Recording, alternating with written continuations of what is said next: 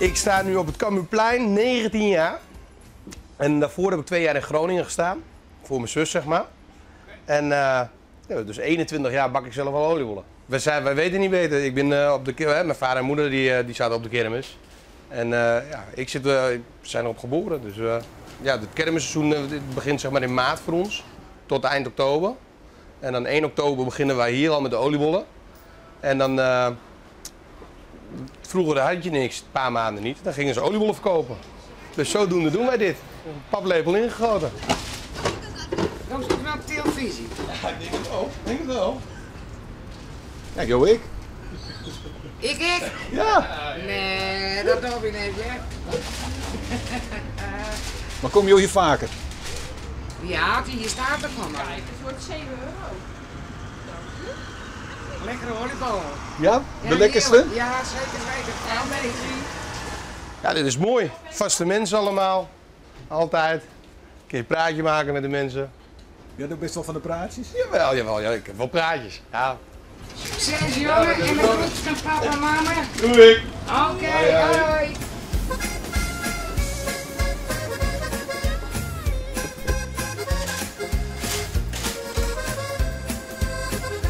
Ik heb een gokzaak. Ik heb een poesje met muntjes.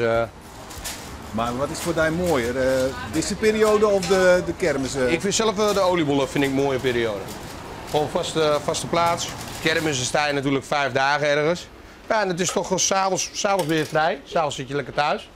En met kermis niet natuurlijk. Dan ben je de hele dag bezig. Hè? 's Ochtends weg, s'avonds laat thuis. Alsjeblieft meneer, fijne dag. Hoi hoi.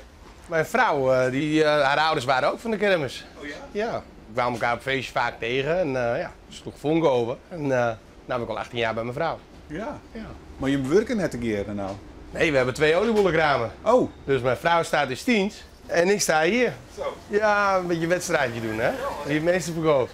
Ja, dat is toch het mooiste, hè? S'avonds thuis komt dat je net iets meer hebt dan de ander. Hè? En waar is daar als hulp, Joert? Nou, mijn hulp, dat is Quincy. Dat is mijn nichtje. Ja, hè? Ja. Ja. Ja. Ja. Ja, Quincy. Ja. Dan vind ik het heel leuk dat wij hier binnen. Ja, nou ja, het is wel leuk, maar ik hou niet zo van de camera. Waarom net? Nou, gewoon niet. Ik ben niet zo'n filmster. Oh. Nou. Ja, net zoals hem. Ja. Hé, maar dat zit dus wel in de familie. Jawel. Ja. Kom stuk ook uit de kermisfamilie. Half. Ja, mijn opa die stond op een kermis. En daar is eigenlijk zoveel opgehouden. Hij vroeg of ik bij hem kon werken en ik zei ja, lijkt me leuk, dus zo wat. En is het leuk? Ja, het is superleuk. Ja, je kent goed tigeren? Ja. Ja. Zeurt wel eens een beetje, dan mopper ik een Ja. beetje. Maar ja, dat hoort erbij, hè? Ja, hè?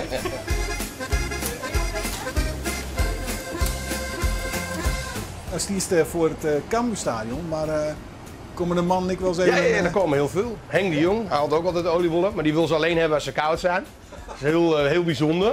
Hè? Normaal willen ze hebben als ze warm zijn. Maar Henk die wil ze alleen hebben als ze koud zijn. Maar is just dat ik dan aan de prestatie hou, dat ze die bol... Ja, tuurlijk. Ja? Tuurlijk, ze lopen een stuk harder nou als ik hier sta.